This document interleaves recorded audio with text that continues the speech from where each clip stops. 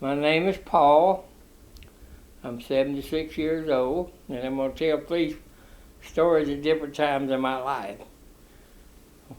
When I was about 10, well, they suspected that I had a hearing loss, but way back in the 50s, they didn't have any way to check it.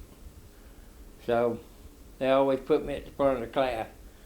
My daddy was a preacher, so we moved about every 2 years. So anyway, when I was about 10, on the bus one day, coming home from school, a girl whispered something in my ear, and I went home and told Mom and Daddy that I had been elected hoot catcher of Sunday school class.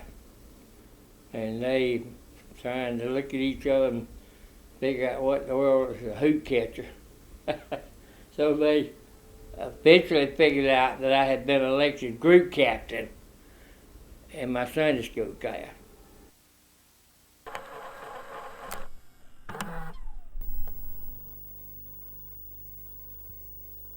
When I was in my 20s, I couldn't get in the military because of my hearing, so I worked in paper mills. So the last paper mill I was working in at Scott Paper Company in Mobile. And my wife and I went to Fort Walton Beach to visit my brother and his family, spend the night. Well, during the night it was hot to me, so I got up and went and got on the couch. I didn't have anything on but my t-shirt and underwear. So anyway, I had a bad dream that I was trapped under a paper machine, and I was screaming and hollering. I didn't know it. I mean, in my dream I was screaming and hollering, and I got up and I was sleepwalking, and I went to the door, and about the time I pulled on the door, I guess I was going to go outside in my underwear. And when I pulled on the door, they had the chain on it. And that woke me up, and the light come on about that time they heard me screaming. So they come and check on me. But I dreamed that I was trapped under that paper machine. I couldn't get out.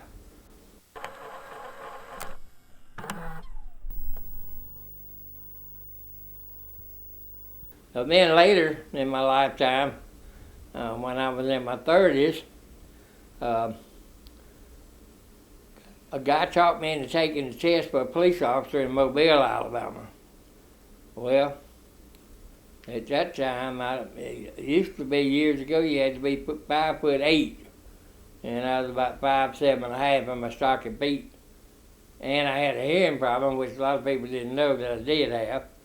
And I'm thinking, ain't no way I'm going to get hired on with the police department, because I had taken the hearing test in the hearing booth for several jobs, and couldn't pass the hearing test. That was before I got hearing aids. So anyway, I took the test, took the physical. Next thing you know, I'm a police officer. So one day I get a call to go to TGNY, suspicious circumstances. So I go to TGNY, and there's 2 ladies waiting on me. And they said that they saw a young girl struggling with a guy in the front seat of a car, and they didn't know if there was anything to it. But it looked suspicious. So they gave me the tag number, and they didn't tell me it was a Florida tag. I ran it as an Alabama tag, and didn't get nothing back. But I got on the radio and put out an all points bulletin and be on the lookout for this car. White male, young female. And sure enough, down the road, the officer spotted the car and stopped it. And a young girl, about 8 or 9, she's sitting in the front seat. Well, they carried him to the police station, questioned him, and so they told me to go back to TGNY and see if I could find the mother. So I went back to TGNY, and there was a lady in the parking lot looking for her daughter. And she said, "Officer, I've lost my daughter." I said, "Well, what's she look like?" And she told me, I said, "Well, ma'am, she's at the police station." And when I told her that, I thought she was going to faint on me. So I put her in the police car and carried her to the station and reunited with her daughter. In the meantime, some officers are inventorying this guy's car. You know, that's something that they do in case he comes up and says something's missing out of it, you know. But anyway, they open up the trunk, and they called me too tall back then because the guy that trained me was about 6'4", and I'm 5'7". So everybody had a nickname. They called me too tall. So they said, "Too tall, come here and look at this." So they had the trunk open, and in the trunk of the car was a coffin, a wood coffin that apparently he made. He must have learned how to make it somewhere. So anyway, it was just sent a chill over your spine. See this coffin just the right size for about an 8 or 9-year-old child. So, good Lord was looking after that girl that day because they'd never seen her again.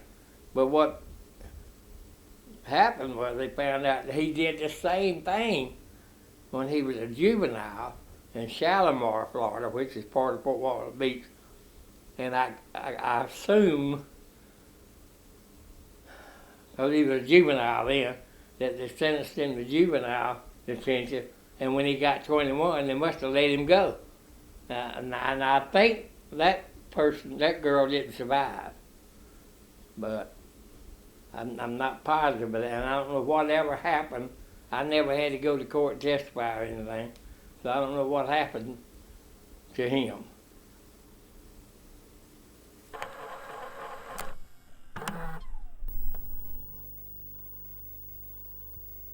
When I was working, like I said, inside, took walk-ins and stuff like that, but heard a call on the radio. What he had done, he took this girl and handcuffed her, and he hadn't hurt her. He had her handcuffed. He was armed with an AR-15 assault rifle and had a vest on, I understand, a bulletproof vest. And so they sent the police over there, and he shot 3 officers. He shot, they didn't even get out of the car. 2 of them didn't even get out of the car. I don't know about the 3rd one. But anyway, because it was an assault rifle, the bullets went through the door and hit 2 of the officers in vital vein in their legs. And the other officer, I don't remember where he got shot, but he survived. But anyway, these 2 officers bled to death. They carried them to the hospital, but they lost so much blood they couldn't help them, you know. So that was, we talk about a small police department, and it's very unusual to lose 2 police officers on a small department like that.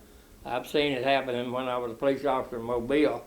A guy I used to ride with, 5 guys overpowered him, took his gun and shot him in the head. So, but anyway, these 2 guys were, when you work at the police department, your family, everybody's family. These 2 guys were both good guys. In fact, one of them, Steve Morgan, was, I used to hide cookies in my file cabinet in my office, and he knew where I hid them, so he'd come in and get them. He asked me, but he'd give him some cookies. But anyway, that was a really sad day in Long Beach, and when they had the funerals for both of them, a lot of people came out. But all right, that good. That good?